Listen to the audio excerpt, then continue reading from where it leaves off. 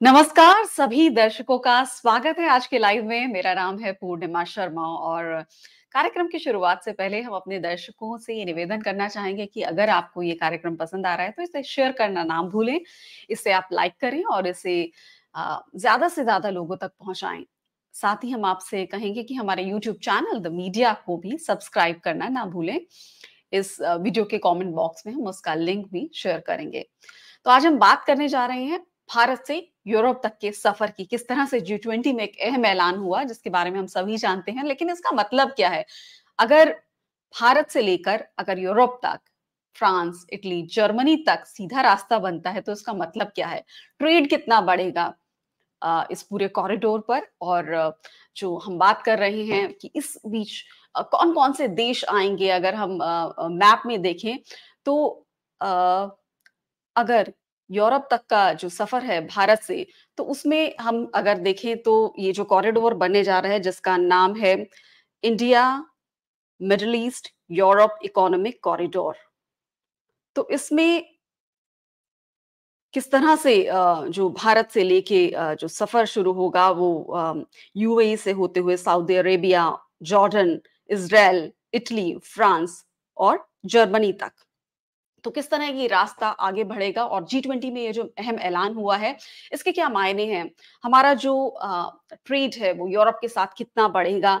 साथ ही अगर हम मिडल ईस्ट की बात करें तो उनके साथ हमारे जो ट्रेड रिलेशन हैं वो कितने मजबूत होंगे? तमाम पहलुओं पर आज की इस चर्चा में हम बात करेंगे, उसको बारीकी से समझने की कोशिश करेंगे और इस पर बातचीत करने के लिए अहम इसके पहलुओं पर बातचीत करने के लिए हमारे साथ जुड़ गए हैं प्रोफेसर आनंद प्रधान। स्वागत है प्रोफेसर प्रधान आपका इस चर्चा में। नमस्कार, बहुत-बहुत धन्यवाद इस चर्चा में बुलाने के लिए। तो आपसे मैं सीधा सवाल करना चाहूँगी कि India, middle east, Europe economic corridor का मतलब क्या है? भारत के लिए इसके क्या मायने हैं? क्यों इम्पोर्टेंट है? इससे कितना ट्रेड बढ़ने जा रहा है? और किस तरह के हमारे जो कोऑपरेशन है, इस बीच में जो-जो देश आएँगे उनसे और मजबूत होगा, स्ट्रेंथन होगा? यूरोप के साथ हमारा ट्रेड कितना बढ़ेगा? और किस तरह से भारत की जो 140 करोड़ की आबादी है, उसको किस तरह से टारगेट कर रहे हैं? और जिस तरह हमने देखा कि G20 में जो अहम ऐलान हुआ भारत, अमेरिका और इसमें यूरोपियन यूनियन है, इटली है, जर्मनी है, फ्रांस है, यूएई है, सऊदी अरेबिया है। तो ये सब जो साझेदार हैं इन्होंने मिलके जिस तरह से इस कॉरिडोर की शुरुआत हो रही है, तो इसके कितना महत्वपूर्ण है ये? और जिस तरह से माना जा रहा है कि ये चाइना की बीआरआई का एक तरह से जवाब के तौर पर, और जब हम देखें कि पाकिस्तान ने जिस तरह से लंबे समय से भारत को जगह नहीं दी अफ़गानिस्तान के थ्रू यूरोप तक जाने की, तो अब ये एक नया रूट निकाला गया है। किस तरह के हम आगे इसका भविष्य देख रहे हैं और अमेरिका ने इसमें इतना इंटरेस्ट क्यों लिया? प्रोफ़ेसर आनंद प्रधान। मैं समझता हूँ कि ये एक बहुत ही उल्लेखनीय जिसको आप कहिए कि G20 का आउटकम है, बिल्कुल। डेवलपमेंट है जिसको हमें बारीकी से देखने की ज़रूरत है। इसमें निश्चित तौर पर अमेरिका की सबसे महत्वपूर्ण भूमिका है। और इस मामले में मैं आपका ध्यान और आपके दर्शकों का ध्यान इस ओर आकर्षित करना चाहता हूँ जी, कि जब से पिछले करीब 1 दशक से जब से चीन ने अ, एक तरह से अपना BRI initiative, belt and road initiative शुरू किया, तब जी, से ये चर्चा चल रही थी दुनिया भर में कि जो पश्चिम के देश हैं और खास करके जो अपने को डेमोक्रेसी होने का दावा करते हैं, जो अमीर देश हैं, खास करके G7 की जो कंट्रीज हैं, जी, वो इसके पैरेलल क्या लेकर के आ रही हैं। और ये बहुत दिनों से ये दबाव था और खास करके जो विकासशील देश हैं, कम आय वाले देश हैं, गरीब देश हैं, उन देशों में इंफ्रास्ट्रक्चर डेवलपमेंट को लेकर के क्या पश्चिम के अमीर देश खर्च करने को जी, तैयार हैं। क्योंकि चीन ने एक बहुत महत्वाकांक्षी और बहुत बड़ी परियोजना का ऐलान किया था। जी, इसे देखते हुए सबकी निगाहें इस ओर लगी हुई थी और इस लिहाज से अमेरिका में खास करके इस बारे में इनिशिएटिव लेते हुए पिछले साल ही ऐलान किया था कि वो एक नया इनिशिएटिव शुरू कर रहे हैं, partnership for global infrastructure and investment.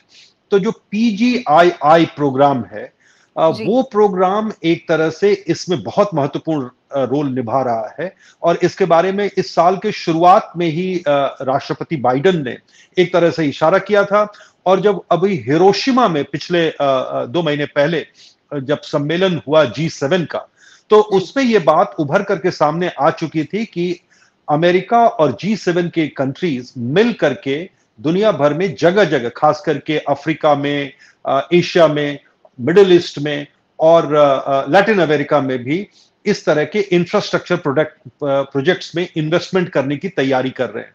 और इस लिहाज से G20 की साइडलाइंस पर जिस तरह से इसमें दुनिया के कई महत्वपूर्ण देश एक साथ आए हैं, तो जैसा आपने बिल्कुल सही बताया कि ये भारत से लेकर के यूरोप तक जो जी, एक इकोनॉमिक कॉरिडोर बन रहा है, जो मल्टी मॉडल ट्रांसपोर्ट एक तरह से कॉरिडोर होगा, जिसमें दोनों तरफ मैन्युफैक्चरिंग को लेकर के भी और जल्दी से जल्दी गुड्स और सर्विसेज किस तरह से इस ट्रेड रूट या इकोनॉमिक कॉरिडोर के जरिए यूरोप तक पहुंचाया जा सके और यूरोप से भारत तक पहुंचाया जा सके।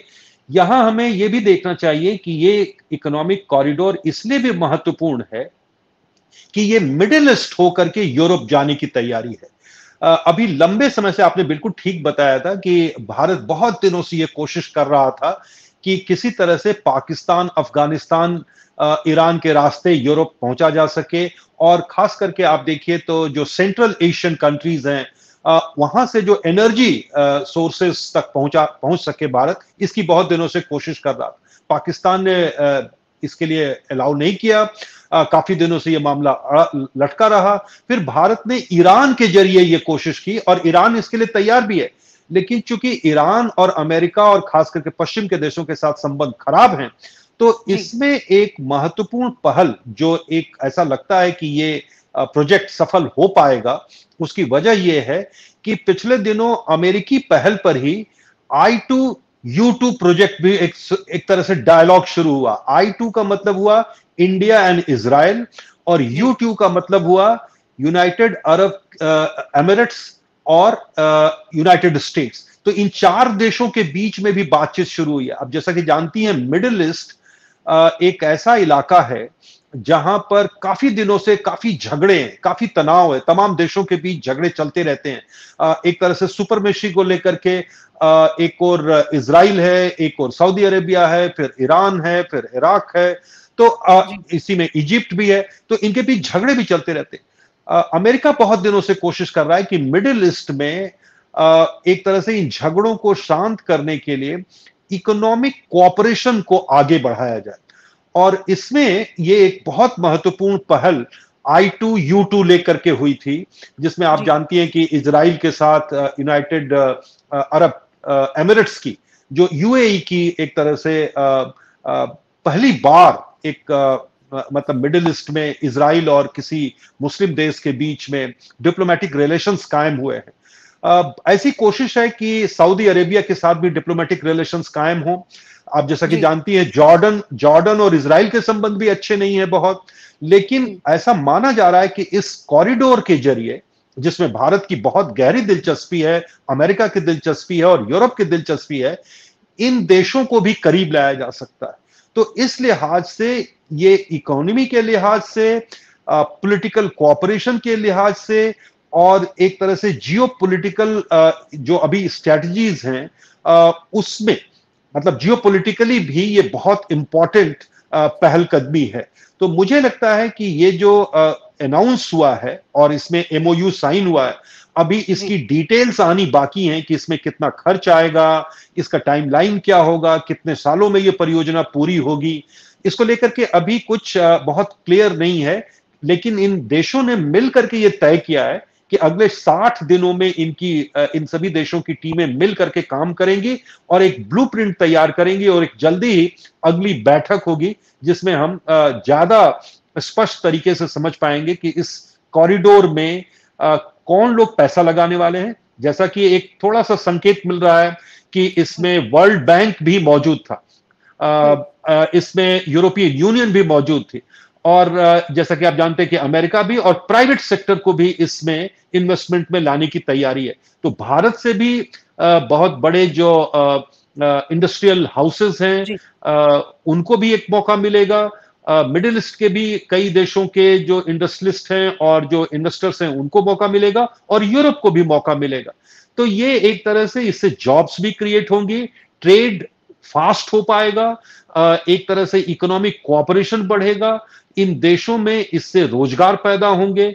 तो ये एक अपेक्षा है, एक उम्मीद है कि ये जो कॉरिडोर बन रहा है, ये जी। एक नए तरह की पहलकदमी के जरिए इकोनॉमी के स्तर पर, पॉलिटिक्स के स्तर पर, लोगों के आपस में आने जाने के स्तर पर और खास करके आप देखिए तो क्लीन एनर्जी की सप्लाई को, जैसे हाइड्रोजन पाइपलाइन भी बनने की बात है इसमें ये भी बात है कि एक डिजिटल पाइपलाइन भी बनेगी। तो ये सारी चीजें ऐसी हैं जिसके जरिए ऐसा लगता है कि काफी एम्बिशियस प्रोजेक्ट है, बहुत महत्वाकांक्षी प्रोजेक्ट है और इस प्रोजेक्ट से भारत यूरोप के ज्यादा करीब पहुंच पाएगा। अभी जो ट्रेडिंग होती है आप जानती हैं कि वो स्वेज कैनाल के जरिए होता है और स्वेज जी। कैनाल काफी कंजस्टेड है, काफी हुँ। कंजस्टेड हो चुका है, काफी हाँ। उससे ट्रेड हो रहा है, काफी उससे ज्यादा शिप्स जाती हैं और वो लंबा रास्ता भी थोड़ा पड़ता है। अगर ये रास्ता खुल सका तो ये सस्ता होगा, हमारे सामान सस्ते तरीके से पहुंच पाएंगे और ये भी याद रखना चाहिए, दिलचस्प बात यह है कि ये एक तरह से वो स्पाइस रूट है। भारत के जो मसाले एक जमाने में यूरोप को चार्म करते थे, मतलब यूरोप में भारत के मसालों की जिस तरह की मांग थी, चाय की मांग थी, वो रास्ता इधर से ही जाता है। तो ये एक नया रास्ता खुल रहा है, जो बहुत पुराना रास्ता है लेकिन राजनीतिक कारणों से बंद था, तो ये एक नई उम्मीद जगा रहा है। जी, तो हम अपने जो व्यूअर्स हैं, दर्शक हैं, उन्हें समझाने की कोशिश करते हैं कि ये जो हम बता रहे हैं कि इस कॉरिडोर की हम बात कर रहे हैं, तो ये कॉरिडोर किस तरह से जो है भारत को यूरोप से जोड़ेगा। भारत से होते हुए ये जिस तरह से यूएई, फिर सऊदी अरेबिया और उसके बाद जॉर्डन और फिर इज़राइल से इटली और फ्रांस और जर्मनी तक जाएगा।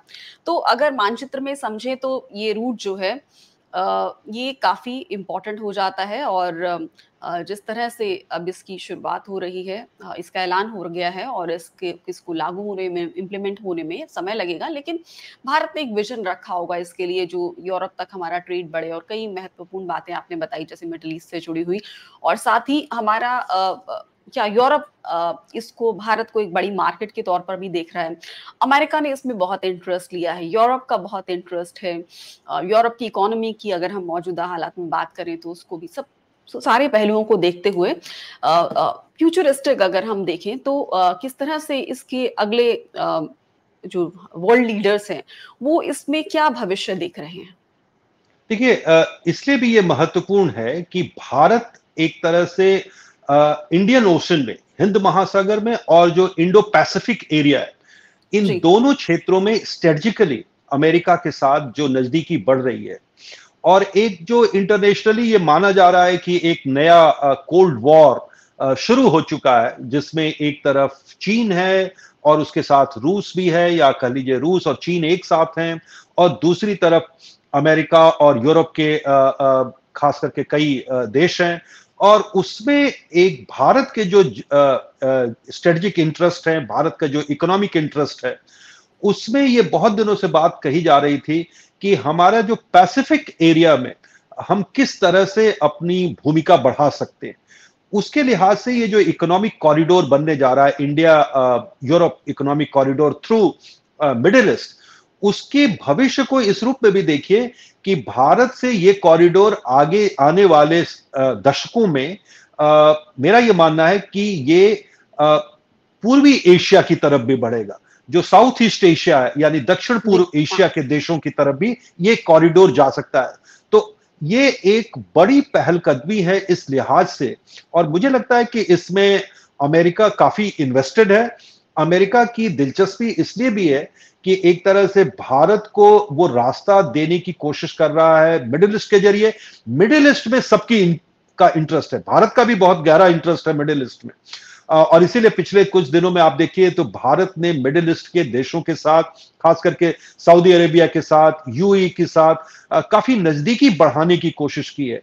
और एक मायने में आप कहिए तो G20 वो मंच बना जहां पहली बार काफी लंबे समय के बाद अमेरिका और सऊदी अरेबिया एक साथ आए और एक तरह के समझौते पर साइन किया है, क्योंकि पिछले कुछ दिनों में उनके संबंध थोड़े से ठंडे हो गए थे, उन उन रिश्तों में थोड़ी सी ठंड आ गई थी। अब ये एक गर्मजोशी दिखाई पड़ रही है इस प्रोजेक्ट के बहाने। मुझे लगता है कि मिडिल ईस्ट के देश भी जो अभी तक फॉसिल फ्यूल पर निर्भर हैं, उसी पर उनकी इनकम है, वो भी भविष्य ये देख रहे हैं कि उनको भी नए इन्वेस्टमेंट करने की जरूरत है। और ये जो इकोनॉमिक कॉरिडोर है, वो इनको एक मौका देगा जब यूरोप और इंडिया एक साथ जुड़ रहे हैं, और उसमें फिर साउथ ईस्ट एशिया को भी अगर आप जोड़ लें, तो ये एक बहुत ही बड़ा इकोनॉमिक पावर हाउस बन सकता है। और चूंकि ये एक बड़ा इकोनॉमिक पावर हाउस बन सकता है, इसलिए मुझे लगता है कि इसमें अमेरिका की, यूरोप की और खास करके मिडिल ईस्ट के भी कई देशों की गहरी दिलचस्पी है।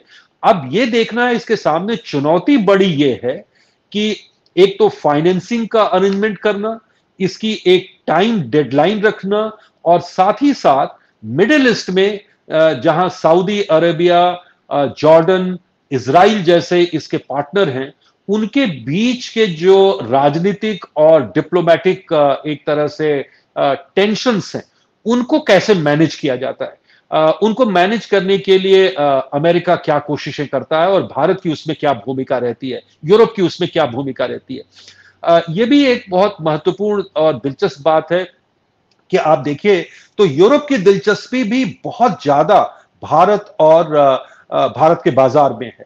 तो अगर ये रास्ता खुलता है, तो यूरोप के भी लोगों के लिए और यूरोप के सामानों के लिए, गुड्स के लिए, उनकी जो सर्विसेज हैं, उनके लिए भी भारत में एक रास्ता खुल सकता है। आपको ये ध्यान होगा कि भारत अभी G20 के ही साइडलाइंस पर चर्चा चल रही है कि भारत ब्रिटेन के साथ भी एक फ्री ट्रेड एग्रीमेंट करना चाहता है, एफटीए करना चाहता है, और जल्दी से जल्दी दोनों देश इसको साइन करना चाहते हैं। तो इन सब पहलुओं को अगर देखें कि अगर ब्रिटेन से हमारा अगर फ्री ट्रेड एग्रीमेंट हो रहा है, तो अगर हमें ये एक रास्ता मिलता है वहां तक पहुंचने का, और जो यूरोप के जो 3 सबसे पावरफुल इकोनॉमिक इंजन्स हैं, या आप कहिए कि कंट्रीज हैं, वो तीनों ने इसमें जिस तरह का कमिटमेंट दिखाया है, जर्मनी, फ्रांस और इटली, ये 3 सबसे बड़े औद्योगिक और अमीर देश हैं यूरोप के।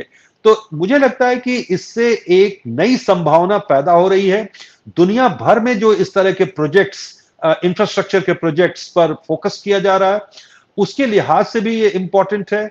और अमेरिका ने जिस तरह से कोशिश की है कि चीन के मुकाबले, एक तरह से बेल्ट एंड रोड इनिशिएटिव जो चीन का है, उसके मुकाबले वो अपना partnership for global infrastructure and investment को वो प्रपोज कर सके, उसके लिए भी एक क्रेडिबिलिटी का क्वेश्चन है कि अगर अमेरिका ये कह रहा है कि वो उसके पैरेलल एक ज्यादा बेटर ऑप्शन लोगों को देना चाहता, देशों को देना चाहता है। जैसे कि आपको मैं बताना चाहता हूं कि इसके साथ ही साथ अमेरिका अफ्रीका में भी एक इस तरह का प्रोजेक्ट कर रहा है, जहां वो Angola, Democratic Republic of Congo और जाम्बिया, इन तीनों के साथ मिलकर के वहां से आयरन ओर किस तरह से अंगोला के पोर्ट से निकाला जाए, लेबितो पोर्ट से, उसके लिए कोशिश कर रहा है। तो इस तरह के कई प्रोजेक्ट्स में इन्वेस्टमेंट है। भारत के भी पूंजी को इन्वेस्ट करने का इसमें मौका मिलेगा। और भारत के अंदर भी अगर एक आप कहिए कि पश्चिमी छोर से पूर्वी छोर की तरफ एक लंबा कॉरिडोर बनता है, रेलवे कॉरिडोर और रोड कॉरिडोर, जिसके जरिए हम सामान ईस्ट एशिया तक पहुंचा सकते हैं, साउथ ईस्ट एशिया तक, तो मुझे लगता है कि ये एक बहुत बड़ी पहलकदमी है इस मायने में। जी, बहुत-बहुत शुक्रिया इस मुद्दे पर, इस विषय पर विस्तार से जानकारी देने के लिए। और जिस तरह से इस ये जो G20 में एक महत्वपूर्ण ऐलान हुआ, महत्वपूर्ण घोषणा हुई है भारत को यूरोप से जोड़ने की, और इस बीच में जो हम कह रहे हैं India, middle east, Europe economic corridor, और इसमें शिप के ज़रिए, रेल के ज़रिए, और जिस तरह से यूरोप तक जोड़ा जाएगा, भारत से लेकर यूरोप तक जो पहुँच होगी, और हमारे जो बंदरगाह हैं, वहाँ से लेकर जिस तरह से यूएई, सऊदी अरेबिया, और आगे जॉर्डन, और फिर जिस तरह से इटली और फ्रांस, जर्मनी, तो तमाम देश जिस तरह से जुड़ेंगे, समुद्र के रास्ते भी और सड़क के रेल के रास्ते भी। तो इसमें बहुत ट्रेड को एक तरह से बूस्ट मिलेगा इस पूरे रीजन में। साथ ही अरब वर्ल्ड के साथ हमारे स्ट्रैटेजिक रिलेशंस जो है वो मजबूत होंगे। इसके अलावा जो अरेबियन पेनिनसुला है जिसकी बात करते हैं, उसमें एक उम्मीद लगाई जा रही है कि वहाँ पर जो आपसी लड़ाइयाँ होती हैं वो भी कम होंगी, वहाँ शांति कायम होगी। और बीआरआई के का इस तरह से जवाब की तरह इसको देखा जा रहा है कि और साथ ही जो हम देखते हैं कि पाकिस्तान ने जिस तरह से भारत को हम जो चाह रहे थे कि जो सरफेस के ज़रिए हमें रास्ता मिले, वो नहीं मिला, तो अब उसका हमने एक अल्टरनेटिव एक विकल्प रूट निकाल लिया है। तो तमाम इसके पहलू हैं और यूरोप इसमें इंटरेस्ट ले रहा है, इसमें अमेरिका बहुत इंटरेस्ट ले रहा है और मिडल ईस्ट की जो कंट्रीज़ हैं उनके साथ हमारे अरब वर्ल्ड के साथ संबंध और भी मजबूत होंगे। तो इसमें कई संभावनाएँ हैं और साथ ही जिस तरह से हम देख रहे हैं कि ट्रेड बढ़ेगा और पीपल टू पीपल कॉन्टैक्ट बढ़ेगा इससे और कई इसके जो भविष्य में इसको लेके कई उम्मीदें हैं। तो आपके कंक्लूडिंग कमेंट्स? हाँ, मैं समझता हूँ कि आपने बिल्कुल ठीक कई पहलू इसमें उठाए हैं। और जो एक तरह से कहा जाए तो जो एक दुनिया भर में जो एक नए कोल्ड वॉर की बात हो रही है, शीत युद्ध की बात हो रही है, उस शीत युद्ध में अमेरिका और बेसिकली आप कहिए तो G7 की जो कंट्री, जो दुनिया के सबसे अमीर देश हैं, उनकी क्रेडिबिलिटी का सवाल, इस तरह के प्रोजेक्ट को अनाउंस करके और उसे एक लॉजिकल मुकाम तक पहुंचाना और उसमें एक नए मानदंड स्थापित करना, क्योंकि बीआरआई को लेकर के कई तरह के सवाल उठ रहे हैं।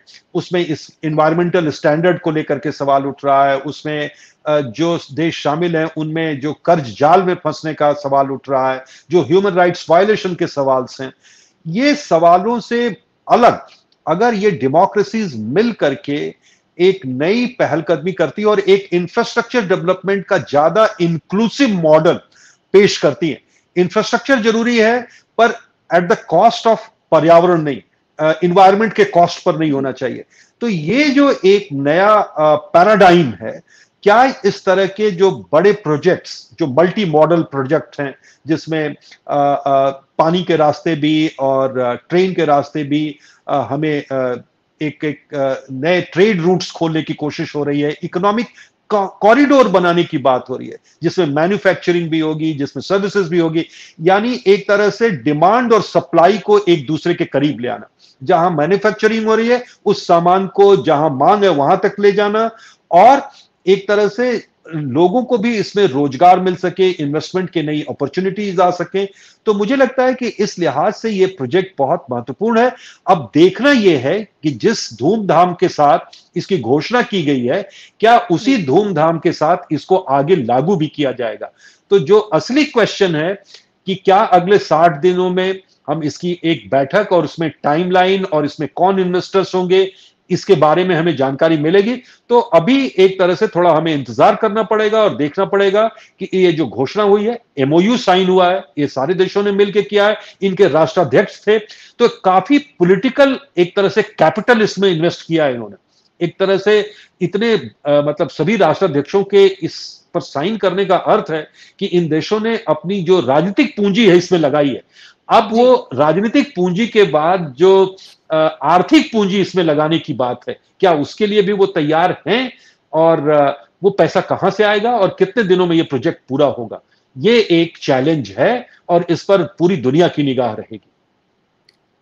जी, बहुत-बहुत शुक्रिया हमसे बात करने के लिए और विस्तार से इस विषय पर जानकारी देने के लिए। धन्यवाद। शुक्रिया।